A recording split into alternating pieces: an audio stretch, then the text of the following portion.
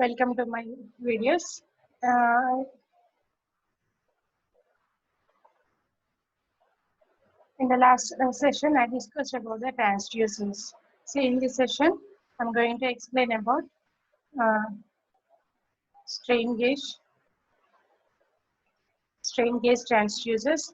See, uh, strain gauge construction and working, and the semiconductor strain transducers, and potentiometric transducers. After completion of this video, you will be able to know about strain gauge construction and working, and construction and working of semiconductor strain gauge transducer, and the working of potentiometric transducer, its advantages, disadvantages, and applications of each transducer. Before entering to the session, just we will recall the previous sessions. So in the last session, I explained about transducer. What is a transducer means? Transducer is a device. It converts one form of signal to another form. Generally, the output is in the electrical signal, and the input may be either mechanical signal or any other physical parameters, or that means a transducer is a device. It converts any physical parameters or mechanical vibrations into the electrical signals, right? This is about transducer, and also we discussed about the classification of the transducers based on the this output. The transducers are mainly classified into two types: active transducers and passive transducers. See, what is a passive transducer? The name itself, it is specifying passive, right? That means the output may be either in the output parameter is either resistive, capacitive, or inductive. That is passive transducers. And the active transducers are piezoelectric transducers, solar cells, like that. Right. This is about the classification. Again, in the passive transducers based on the parameter, resistive transducers, capacitive transducers, and inductive transducers. Right. And construction and working of the wide strain gauge also we discussed in the previous session. See, wide strain gauge based on the applied stress, the strain it will be varied. The resistance will be varied. It is a resistive passive transducer. It is a passive transducer, and the main element here is a component is a resistive. So that means based on the applied stress, the resistance will be varied. This is about the wide strain gauge. So in this session, we will discuss about the foil strain gauge transducer. Foil strain gauge, right? See, strain is sensed with the help of a metal foil. There is a metal foil, now that the strain is applied. See, foils are metals and alloys. What is a foil? Here, foil may be either a metal or alloy, like nichrome and tungsten, etc. See, much greater dissipation than wide gauges because larger surface area. The dissipation is very high in this foil strain gauge compared to the wide strain gauge because of the area is very high. Right, and compared to the wide gauge, the surface area is high in this foil strain gauge. Because of that, greater dissipation will be there. It can be used for higher operating temperature ranges. So that means it is generally it can be used for operating to operate high temperature ranges. The temperature range of foil strain gauge is high compared to the wide strain gauge. Larger surface area leads to better bonding. The bonding will be more in this foil strain gauge because of larger surface area. We will see the construction of this foil strain gauge. In this foil strain gauge, first a layer of strain sensitive material is bonded to a thin sheet of paper. See, foil strain gauge, right? In this, a layer of sensitive material is bonded to a thin sheet of paper or bakelite. First, that means on a paper or bakelite, a layer of very sensitive material is bonded on this. The portion of metal used as strain element is covered with the masking. See, here where this metal is, that means see here in the strain gauge, it is a resistive type. So a conductive material will be there. That means a portion of the whatever we require to apply on the strain, that is covered with masking. Right after masking, the etching will be processed. With that etching, whatever may be the masked portion, unmasked portion, that will be removed after the etching. The etching solution is applied. See, you see what is happening in this foil strain gauge. First, a thin paper is taken, thin sheet of paper. On that, whatever may be the sensitive material we need to use for the foil, that may be bonded on this sheet. After that, whatever on the required part of the metal, there will be a masking is provided. Next step is this sheet is placed in a etching solution. So we know that what is etching. With this etching, whatever may be the uncovered part, that will be removed.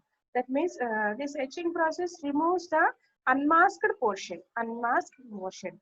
That means after etching on the paper sheet, on the sheet, only the masked area will be, masked metal is provided. Masked metal. See, finally, desired grid structure is achieved. Whatever we needed, that is on the paper, remaining will be removed from the sheet.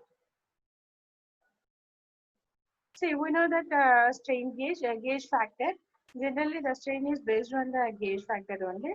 It is the ratio of change in resistance to the change in length. See here, we can see the foil strain gauge. Suppose this is the thin paper, consider this is the foil metal, right? See there, that means before my etching, this area or the required area is covered with masking, and after etching, the uncovered area will be removed. Only the covered metal area is available. Now, finally, the foil strain gauge will be like this. Here the gauge factor is change in resistance delta R by Rg to the epsilon. Epsilon, what is epsilon here is the strain. Or we can change another formula is change in resistance to change in length of the wire. See, here what is Rg? Rg is the resistance of the underformed gauge. Underformed gauge. G is indicating underformed gauge. And what is delta R is a change in resistance caused by strain. Change in resistance, and when that means based on the strain, the resistance is varying. So delta R is a change in resistance caused by strain, and epsilon is the applied strain. Epsilon is the applied strain. So gauge factor is change in resistance delta R by Rg divided by epsilon. Typical foil strain gauge, generally the strain gauge structure will be like this. See, here the gauge is far more sensitive to strain in the vertical direction than the horizontal direction. This is the strain gauge, foil strain gauge structure. Here the applied strain is more sensitive on the vertical direction than in the horizontal direction. See, here you can see these are the terminals, strain, sensitive pattern. And this is the area where we will apply the strain will be applied. See, near areas, if you here observe this, near areas, that means here, that means area will be narrow. Area is narrow means resistance increases. We know that R equals to rho into L by A. L by A. So inversely proportional. Area is inversely proportional to the resistance. The area is increases means resistance decreases. So here area is decreased, narrow area. That means resistance increases. For lower resistance, if that means the thickness of the area is increased, that means the resistance decreases.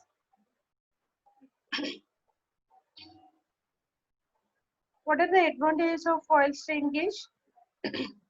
They can be fabricated on a large scale integration. This large scale, the fabrication is possible on a large scale.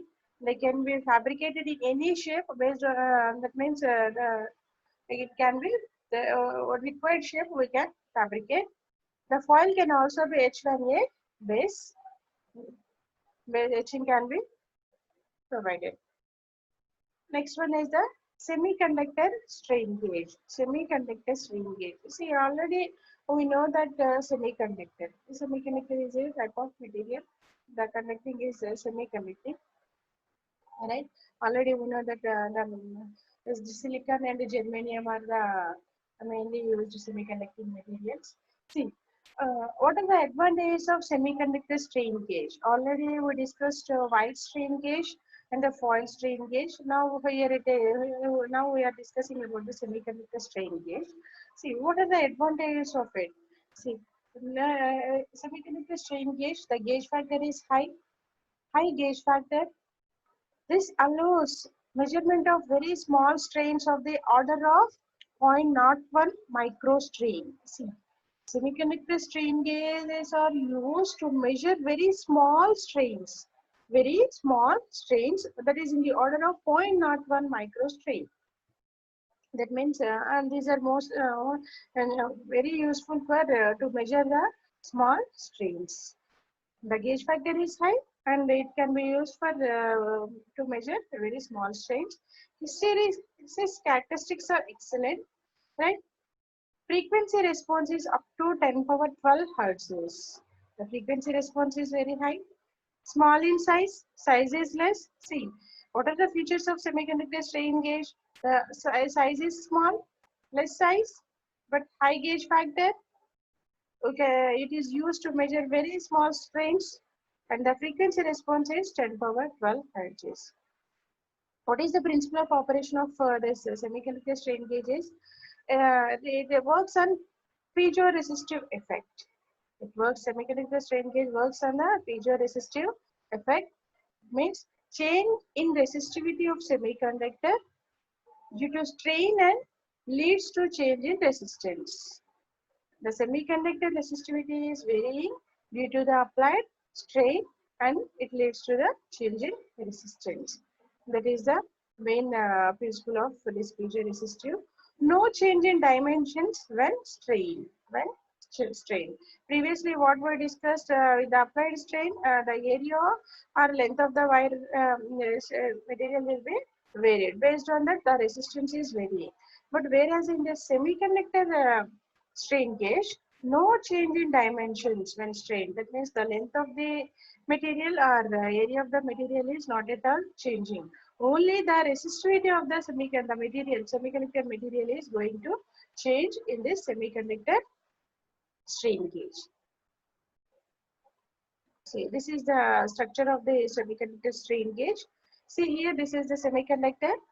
The resistivity of the semiconductor varies based on the applied strain. These two are the electrodes. This is the base, and these are the gold leads,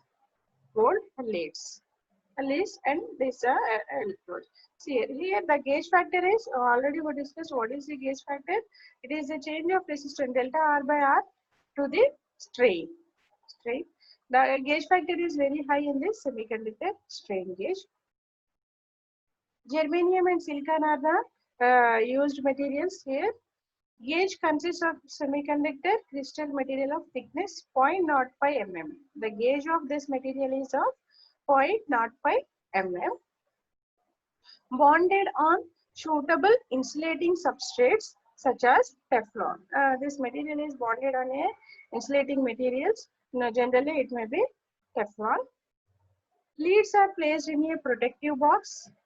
Already just now is a gold leads. These are placed in a protective box. Generally, gold leads are employed. These are the features construction of this semiconductor strain gauge. There will be gold leads and the material may be either germanium or silicon. And the gauge of this material is of thickness of 0.05 mm. Generally, these are used, the material, insulating material is Teflon. On this material, it is bonded. What are the disadvantages of the semiconductor strain gauges?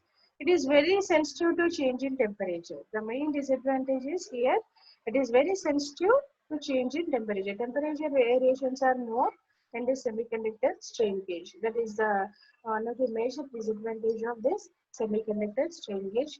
Linearity is poor and more expensive.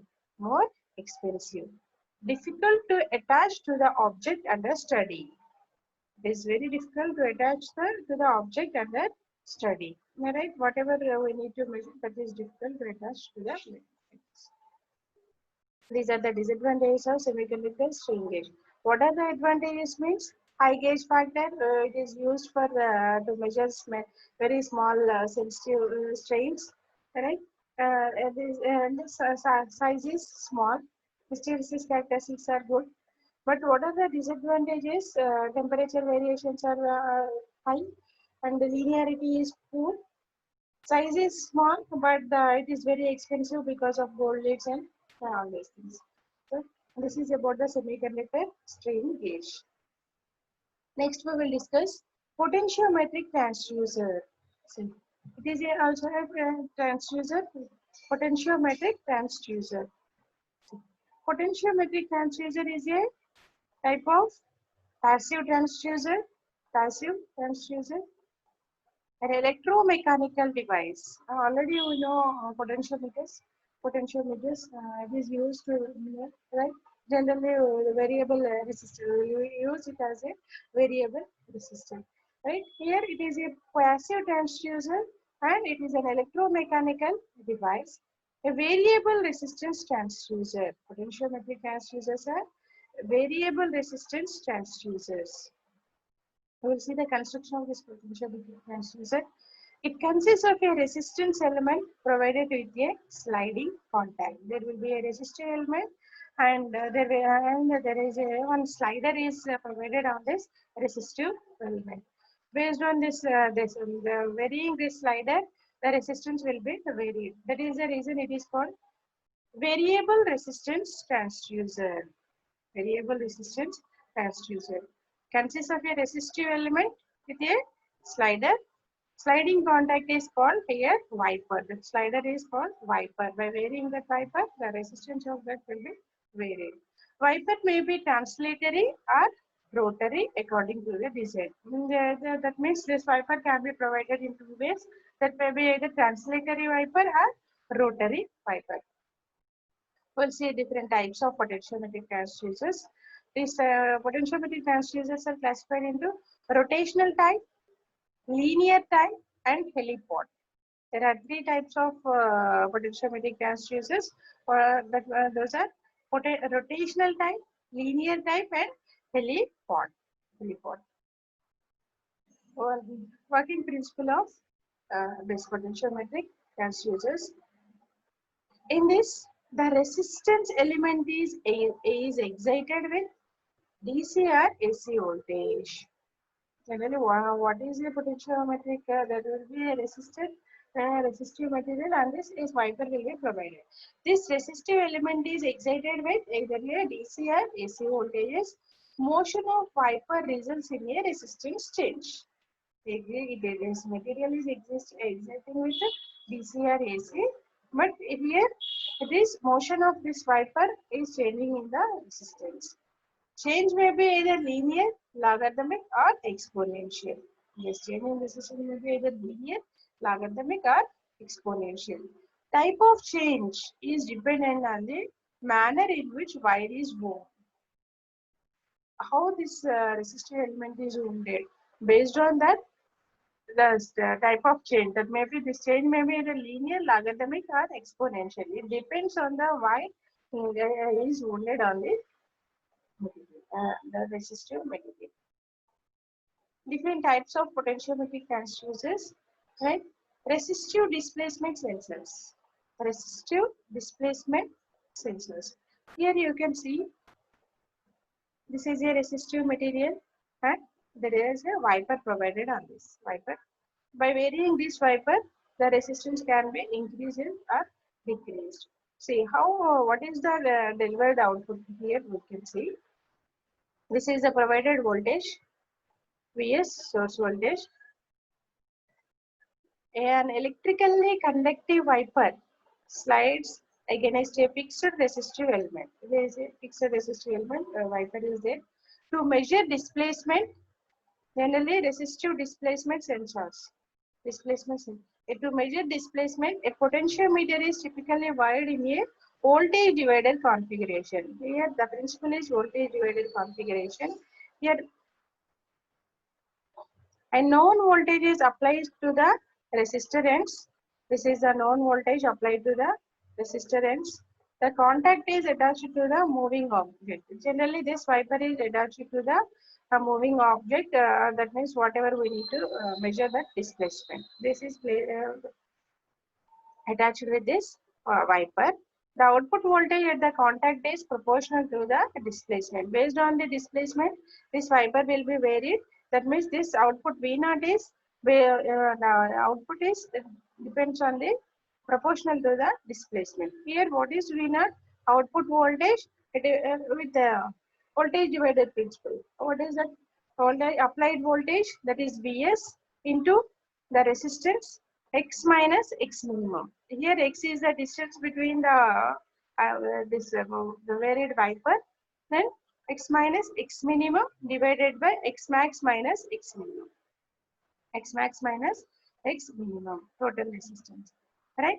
V naught equals to Vs into this x minus x minimum by x max minus x minimum. This output is proportional to the displacement. Proportional to the displacement. Based on the displacement, this wiper varies. Based on that, the resistance will be varied. That means the output also varies. This is the principle of this resistive displacement sensor. Another type is translational potentiometer. Translational potentiometer. See here, this is the wide wounded applied voltage, input voltage, and our output voltage here. This is the wiper. This is the wiper. On the insulating part, this resistive element is wounded. It is used for translatory displacement. Previous one is resistive displacement. Resistive displacement. Here it is translatory displacement. And then next one is a rotational potentiometer. Rotational potentiometer. Here this is the resistive material, right? And the wiper. This wiper is varied. Wiper can be moved rotationally, right? Here the output voltage. Output voltage is the points between A and B. So B is the fixed one, A is the varied resistance. It is used for measurement of angular displacement. Angular displacement. Helical resistive element. See here, it is in the previous one it is single turn rotational. Here helical is multi-turn rotational device.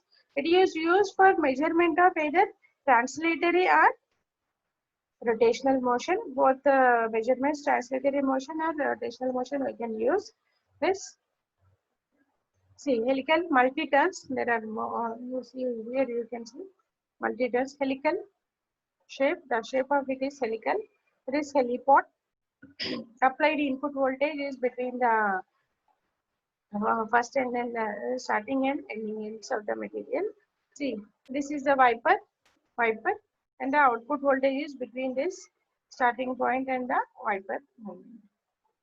Used for angular and rotational motions. Measurement of displacement. Already we discussed. See, this is resistive displacement. The object, whatever we need to measure the displacement, that is attached to the wiper. This is a V0 moving object. The motion of it is either up or down. Based on this, this wiper moves. Based on this, V0 is equals to applied voltage Vi into the resistance divided by the total resistance. Types of this resistive displacement sensors: translational, we discussed, and single turn and multi-turn. Helix type, heliport. This is for angular displacement. This is for translatory displacement. Heliport can be used for both to measure the angular and translatory displacements. Working principle of this: the motion of the object changes the effective resistance. The output voltage V0 changes. V0 is proportional to the displacement. Already we discussed. Based on the motion of the object, the wiper varies. Based on that, resistance varies. That means output is also varying. The output voltage is proportional to the displacement. These are the generally used potentiometers, or we can call pots. See, this is the wiper. and here, sorry, this is the wiper here, and this is the shaft. Here, this is the wiper, whatever we need to vary. This is completely the resistive element. Here, this is the resistive element. This is the wiper. Based on the wiper, the resistance varies. What are the advantage of potentiometric transducers means? It is inexpensive, cost is less, simple to operate. By simply varying the wiper, we can measure the displacement. Simple to operate. Useful for measurement of large displacements, and these potentiometric transducers can be used for measurement of measuring the large displacements. Electrical efficiency is very high. High efficiency provides sufficient output to allow control operations. It is providing the required output with the control operations. Disadvantages of potentiometric transducers. What are the disadvantages means? Large force is required to move the sliding contacts. That means the required force to move the wiper is more. The sliding contacts can wear out, become misaligned, and generate noise. Noise problems will occur in this potentiometric transducers. What are the applications of potentiometric transducers? Used in control applications, used in error sensors, used to measure pressure and displacement. How to displacement is now discussed. So this can be used to measure pressure and displacement, as well as it is used in sensors, in error sensors, as well as control applications. So this is about potentiometric transducers. Okay, right. In this session, what we discussed is we discussed about the construction of foil strain gauge. What is a foil strain gauge, and the construction and working of it, advantages, and the construction and working principle of semiconductor strain gauge, and the advantages and disadvantages of semiconductor strain gauge. And also we discussed about potentiometric transducer. What is a potentiometric? Different types of potentiometric transducers, and that means constructions, working principle of potentiometric transducers, advantages, disadvantages, and also the applications of potentiometric transducers. That means totally in this class we discussed about the resistive type of transducers. That means passive transducers and type of resistive transducer. And strain gauges again in the semiconductor strain gauge and foil strain gauge. Another type of transducer is potentiometric transducers. Okay, let us have some simple questions. Right? In foil strain gauge, dash material is used as strain material for construction. In foil strain gauge, what is the material used as strain material for construction? Option A, mica; B, iron; C, nichrome; and D, bakelite. What is the answer? Nichrome is the answer. Next question. A semiconductor strain gauge having gauge factor of dash value. Semiconductor strain gauge having gauge factor of dash value. Gauge factor of semiconductor strain gauge. Option A, high; option B, medium; option C, low; option D, small. What is the gauge of gauge factor of semiconductor strain gauge? Gauge factor of it is very low. A semiconductor strain gauge is a dash type of transducer. A type of transducer. But what type of transducer it is? Option A, variable capacitance; option B, variable inductance; option C, variable resistance; and option D, variable voltage. Semiconductor strain gauge, variable resistance. It is a resistive type strain gauge. A potentiometric transducer. Potentiometric is a type of transducer. Active transducer. Option A, B, passive transducer; option C, voltage; option D, current. What type of transducer it is? It is a passive transducer. Potentiometric transducer converts dash into dash. Potentiometric transducers generally used for option A, electrical signal to mechanical signal; option B, displacement to electrical signal; option C, force into displacement; the electrical signal to linear motion. What is the answer? Generally, it is used for displacement into electrical signal. With the applied displacement, the wiper is varying. Based on that, the output voltage is also varying. So it is used to convert displacement into electrical signals. Next one, potentiometric transducer is used to measure noise. Option A, noise. Option B, liquid level. Option C, displacement. Option D, thickness. What is the answer? Just now we discussed. It is used for to measure the displacement. Right? What are the expected questions from this topic is, that means overall we discussed mainly three topics: foil strain gauge, semiconductor strain gauge, and potentiometric transducers. That means we can expect what are the working principle of, explain the working principle of potentiometric transducer, and explain the construction and working principle of potentiometric transducer. List the advantages and disadvantages of potentiometric transducer, and sometimes what are the applications of potentiometric transducers. These are the questions we can expect from potentiometric transducer. And from the strain gauge and the semiconductor, explain the working principle and construction of wide strain gauge, advantages of wide strain gauge, and briefly explain the importance of primary sensing elements. Define gauge factor of a strain gauge. Distinguish between bonded and unbonded strain gauges. Okay, with this I'm going to end my. And also we can expect explain the construction working of foil strain gauge, and explain the working and construction of this semiconductor strain gauge, advantages and disadvantages of foil strain gauge, advantages of strain gauge, semiconductor strain gauge, advantages of disadvantages of semiconductor strain gauge, as well as the applications of semiconductor strain gauge in long answers. And generally the principle and construction is we can expect in the long answers. Applications, advantages and disadvantages, these all we can expect in the short answers. Okay, with this I'm going to end my session. Okay, thank you.